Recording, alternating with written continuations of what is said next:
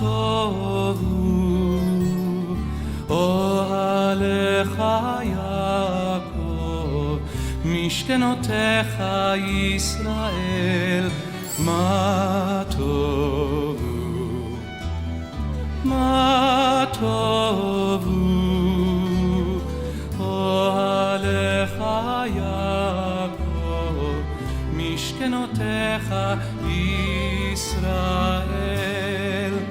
ואני ברוב חסדך אבוא ביתך, אשתחווה לך על קודשך ליראתך, מה טוב הוא, מה טוב הוא אוהליך יעקב, משכנותיך ישראל, מה טוב הוא, מה טוב הוא אוהליך יעקב, משכנותיך ישראל. אדוני אהבתי מעון ביתך, ומקום משכן כבודך, משכן כבודך, ואני אשתחווה בהכרעה, אברך לפני אדוני עושי, מה טוב הוא, מה טוב הוא אוהליך יעקב, משכנותיך ישראל, מה טוב הוא, מה טוב הוא אוהליך יעקב, משכנותיך ישראל. ואני תפילתי לך אדוני את רצון, אלוהים ברוב חסדך, אלוהים ברוב חסדך, ענני באמת אישך, מה טוב הוא, מה טוב הוא אוהליך יעקב, משכנותיך ישראל, מה טוב הוא, מה טוב הוא, מה טוב הוא אוהליך יעקב, משכנותיך ישראל, משכנותיך ישראל.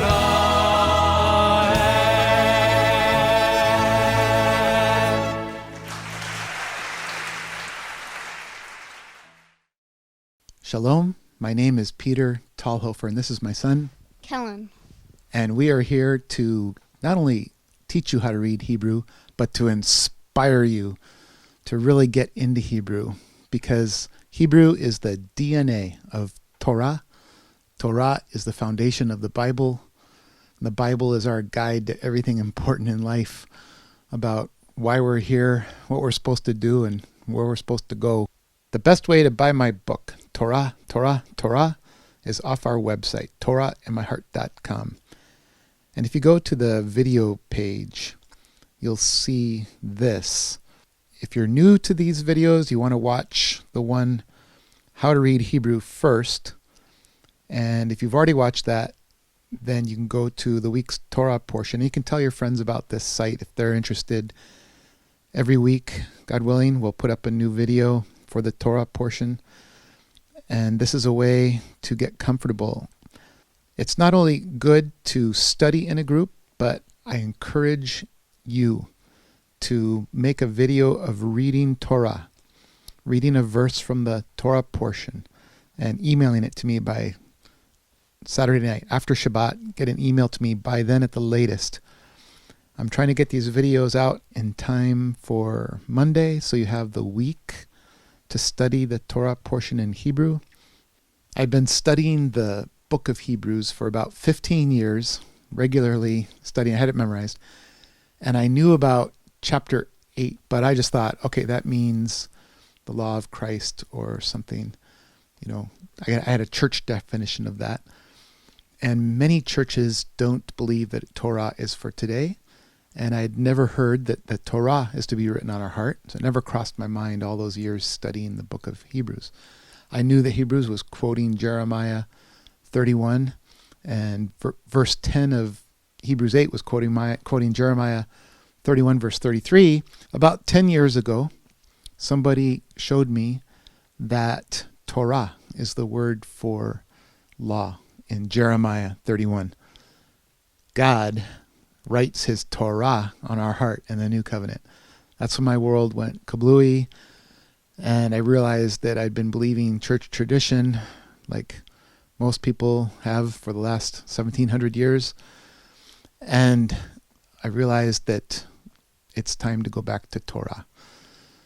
That's when I started reading Hebrew, and Kellan started learning Hebrew, and now here we are showing you how to read Hebrew. When you are reading Torah in Hebrew, just think of yourself like a tank and keep going, because that's really what this process is. It's growling along like a tank. It's not a lot of fun most of the time, but it is at certain times, and it's rewarding in the long run. Today's Torah portion is Noach, beginning in Genesis chapter 6, verse 9. And Kellan is going to read the first verse word by word for us. Ele, That's just a pronoun meaning these. toldot, Toldot is the word for generations. And the root you see in that first rectangle on the left is yalad. Yalad means to bear, to bring forth, beget. And from the root yalad, we get, among other words, the word yeled. Yeled means boy. So in both biblical and modern Hebrew, you say boy. In Hebrew is yeled. An interesting clue to toldot being plural is this. And this is an easy way to remember the difference between male and female plurals. So yeled, like we just said, is boy. Yalda is a girl. So when a Hebrew word ends in hey and the ah sound, it's almost always a feminine noun, as of course girl is. Yalda. Boys is yeladim. So that yod mem suffix is normal for a male noun plural. Yeladim. Girls are yeladot because of the vav tav suffix. And that's what we see in toldot. We see toldot. Now it's missing the vav, but it's still got the vowel up there, the cholim vowel, which gives the O sound. So even though there's no vav, you can tell it's still the plural feminine ending. Plural masculine, im, like in yeladim. Plural feminine, ot, like in yeladot or toldot. Noach, The proper name of Noah. In biblical Hebrew, there are no periods or commas. So you can sense the pause here by repeating Noach, the end of one phrase. These are the generations of Noah, and the beginning of another. Noach ish, Ish is the simple word for a man. Remember in last Torah portion, Bereshit, Adam gave the name Isha to woman because she came from man. And it has that hey ending, Isha, which makes it feminine. Ish and Isha, man and woman. tzaddik, Tzaddik is an adjective. And in Hebrew, adjectives come after the nouns. Like we would say a black hat. In Hebrew, they'd say hat black. So here you have Ish Tzaddik, meaning righteous man or just man.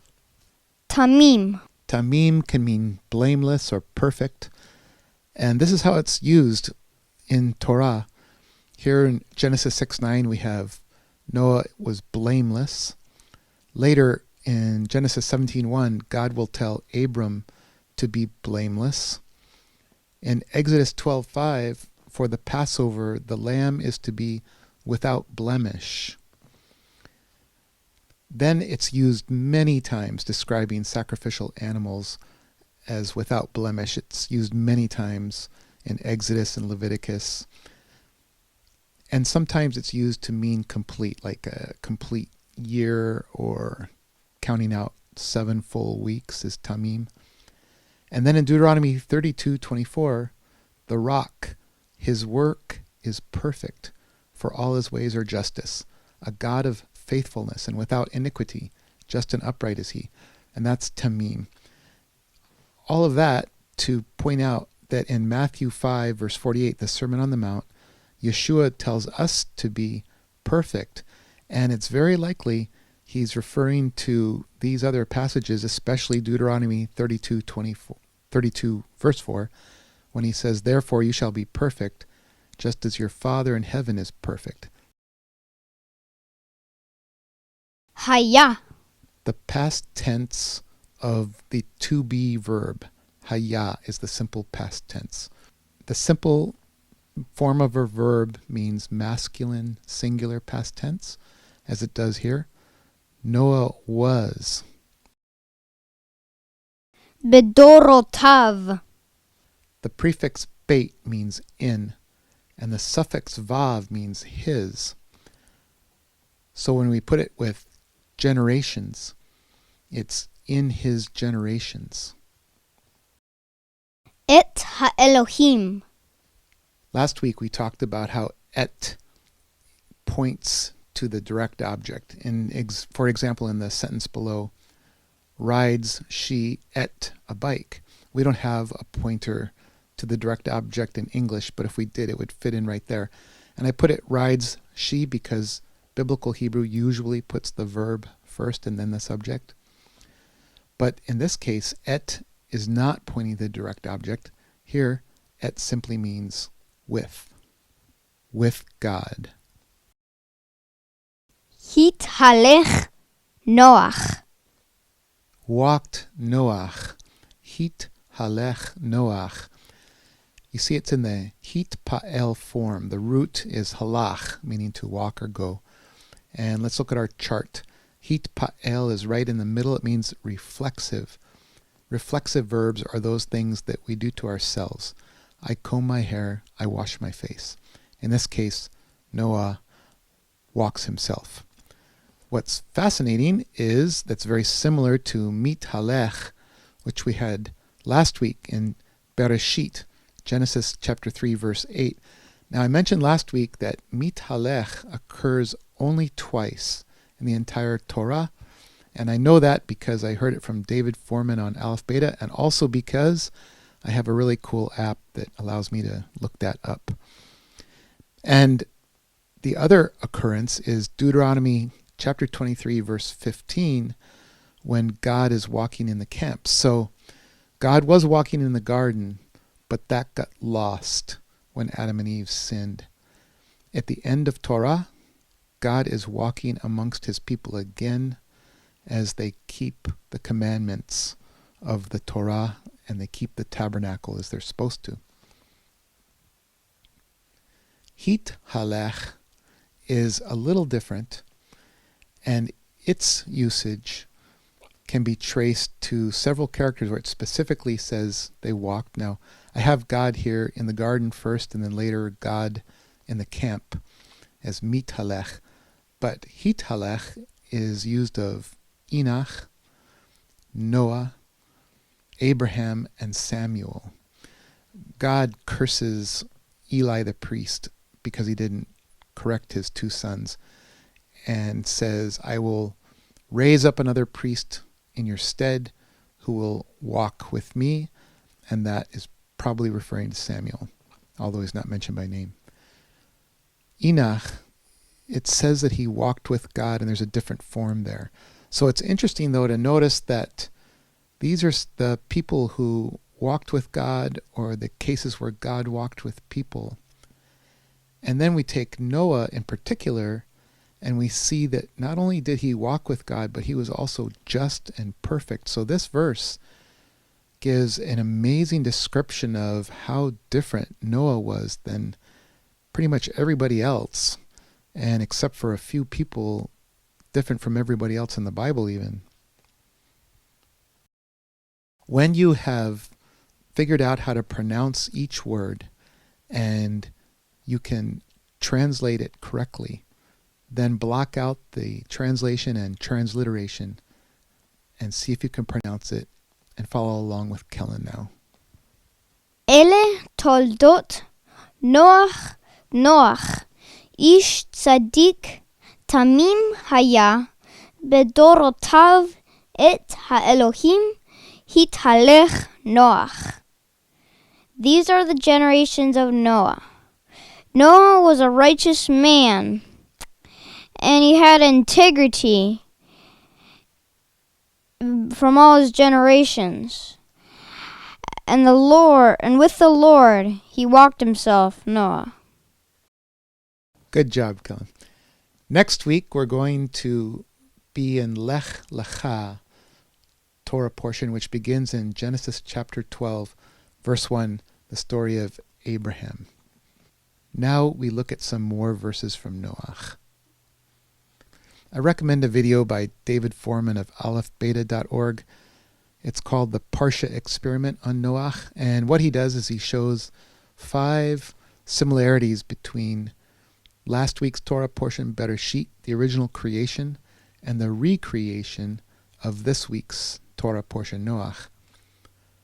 Another connection is Bereshit describes God creating man, woman, and then the family. And this Torah portion, Noach, God creates the rainbow as a covenant. Now, many bad things have happened in the history of this country. Think of like Pearl Harbor, World War II, the Depression, the flu epidemic in 1918-19, World War I, Vietnam War would be horrible for many families. But I think the worst thing that ever happened, and there's 2 very different opinions on this, was when the White House was lit up with the colors of the rainbow to celebrate destroying the marriage in a Supreme Court decision in 2015. So the extreme opinions are, President Obama time said it was pretty cool, and I think it was the worst thing that's ever happened in this country. In one stroke, to use the symbol of God's covenant with Noah to mock God's covenant with Adam and Eve is brilliant and probably the worst thing I've ever seen. ויולד נוח 3 בנים, את שם, את חם, ואת יפת. And he gave birth Noah to 3 sons, Shem, Ham, and Japheth. ותשחט הארץ לפני האלוהים, ותמלא הארץ חמס. And it was corrupt the land before the Lord, and it was full, the earth, of violence. Notice the last word, Hamas, for violence. It can mean violence or wrong. God destroyed the earth because it was full of Hamas. And what strikes me as really strange is that one of the prominent Mideast terror groups, actually in Israel, it's the ruling authority in Gaza, is Hamas. Now, by Google Translate, Hamas doesn't mean violence or wrong, but enthusiasm, fire, intense interest, and hardiness. I was at a Stand With Us event. It's a Jewish support organization a few years ago in Seattle. And the speaker was an attorney general from Canada. And like many educated Jews in the West, he was all for the two-state solution, which means giving up Judea and Samaria along with Gaza to the Palestinians to make a state within a state for them. And what was ironic about it was that he was giving this address during Torah portion Noach. So he was proposing a two-state solution which would expand the territory of Hamas when we were reading the Torah portion that God destroys the earth because of Hamas. Now, when Hamas took over Gaza, which they did by killing members of the Palestinian Liberation Organization, Palestinian Authority, when they took over Gaza, they started launching rockets, and they've launched over 11,000 rockets at Israel since 2005, or about 1,000 a year, or about 3 a day average. So imagine if the entire Judea, Samaria was given over to the Palestinians and Hamas took over that as well. It would be the end of the country. And I think a lot of people either don't realize that or they actually want Israel to end as a country. וירא אלוהים את הארץ, והנה נשחטה, כי השחית כל בשר את דרכו על הארץ. And he saw the Lord the earth, and behold, it was corrupt, for they had corrupted all flesh his way upon the earth. Notice the first use of nishchata, which is the root shachat, to destroy or corrupt. And the way I remember that shachat means to destroy or corrupt is it sounds kind of like cat at the end, and cats like to tear things up with their claws. That's how I remember that. Notice it says nifal, underlined there. The NIF means nifal. So we'll go back to our chart. And there on the far right is nifal. You see it's passive, simple passive. What does that mean? A passive verb is one where action is being done to something. Instead of the subject doing something, action is being done to the subject. In this case, it means that the earth is having something done to it. Right away, we get another use of the root shachat. This time it's hishchit. And that, you see, is HIF. That means hefil. So we go to our chart again, and there's hefil, which is causative. A causative verb in Hebrew is one where you make it happen. In fact, if you can't think of another word to put there, just say cause to. So in English, I could say my arm is up. But the action of getting it up there, I would say I raise my arm. We have another word for that. But in Hebrew, they would conjugate the root differently to mean both that my arm is up and the act of making my arm go up. It would just be hefil. So if we look at them together, we have nishchatat ki hishchit, a passive use and then a causative use. ויאמר אלוהים לנוח קץ כל בשר בה לפני כי מלאה הארץ חמס מפניהם והנני משחיתם את הארץ. And he spoke the Lord to Noah, the end of all flesh has come, for before me it is full the earth of violence from before them. And behold, I will destroy them and the earth. Once again, here we have God saying that he is going to destroy the earth because of Hamas. We see another use of the root shachat, which is mashchitam. The tam means them. Can you guess which conjugation shachat is in this word based on our previous discussion? It's hefil. God will cause the earth to be destroyed. יפת אלוהים ליפת וישכון באהלה שם ויהי כנען עבד למו. May he extend the Lord the area of Japheth, and may rest in the tents of Shem. It shall be that Canaan will serve for him. I like this verse because a couple years ago I had a DNA test done. I was kind of hoping I was Jewish, and I found out that my most common surnames in my family are Smith, Murphy, and Brown, and I am no kind of Jewish. And so I am limited to 3 months at a time in the land of Israel. Unless I get a study permit, go to university, then I can stay there longer. Or if I develop some amazing technology and I start a company in Israel. But if I'm just going to travel there, I'm limited to 3 months. And you may have, when you've traveled to Israel, you got one of these visas in your passport. Kellan and I got them on our last trip in May. It says right on it, it limits us to 3 months in the country. I wonder, can you use this verse to say, hey, according to the Bible, Torah, Genesis chapter 9, verse 27, I am descended from Japheth, so I get to live in the tents of Shem. Think that would work? We're going to have a closing verse from Isaiah chapter 53, verse 5.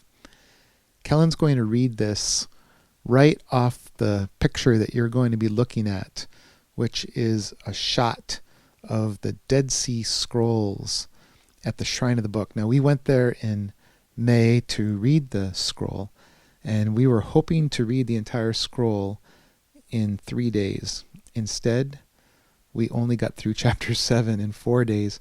It was very hard to read. You can see where Kellan is going to start and finish. I have that here on the scroll. This is just one verse. Now, when he was preparing to read this, it took him about an hour to get it. And if it had been in a regular text, it would have taken him about a minute to read it and translate it. But it's just that much harder with the handwritten and the different alphabet. So here's Kellan. ויהי מחילל מפישנו ומדוכא מעוונותינו ימיסר שלומנו עליו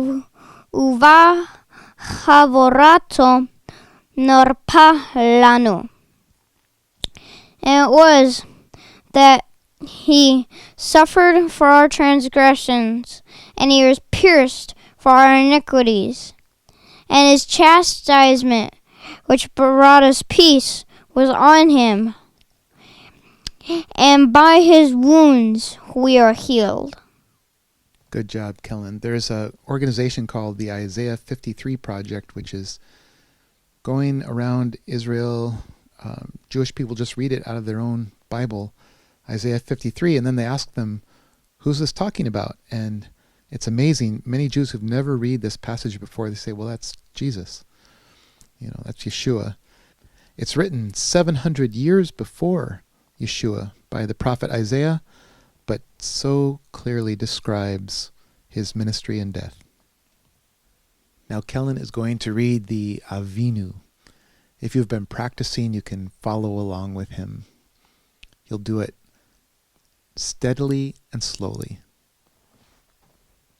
Avinu שבשמיים, יתקדש שמך, ויתברך מלכותך, רצונך יהיה עשוי בשמיים ובארץ, ותיתן לחמנו תמידית, ומחול לנו חטאותינו, כאשר אנחנו מוחלים לחוטאים לנו, ואל תביאנו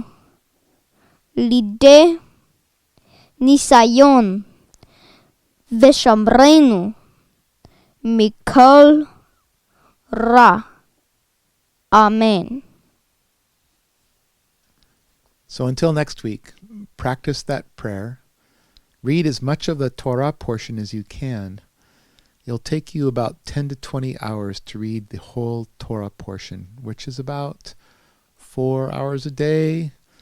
So this is a big project. If you can't read that much, do as much as you can. And then we'll come back next week to do Torah portion Lech Lecha, beginning with Genesis chapter 12, verse 1, God calling Abram. Until then, may God bless you as you seek his written word, Torah, and his living word, Yeshua, and Shalom.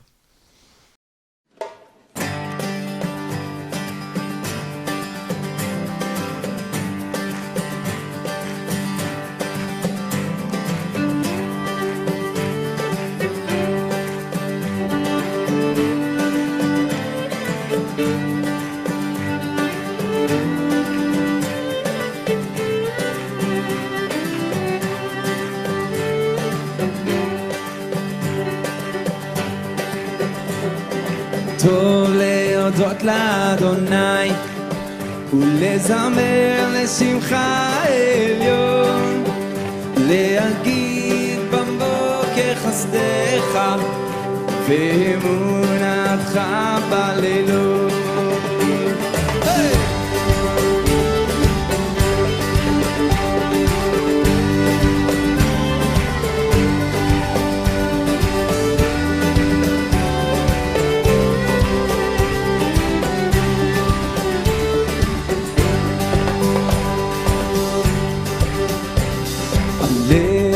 עשור ועלי נווה, עלי היגיון וחינוך, להגיד בבוקר חסדך ואמונתך בלילות. טוב להודות, וטוב להודות לאדוני ולזמר לשמך עליון, להגיד בבוקר חסדך ואמונתך בלילות.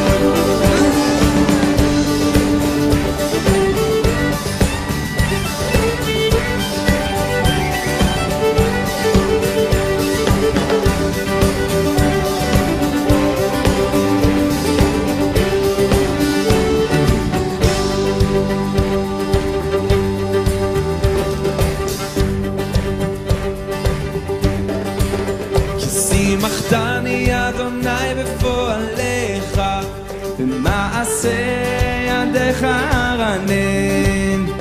מה גדלו מעשיך אדוני, מאוד עמקו מחשבותיך. טוב להודות לאדוני ולזמר לשמך עליון, להגיד בבוקר חסדך ואמונתך בלילות.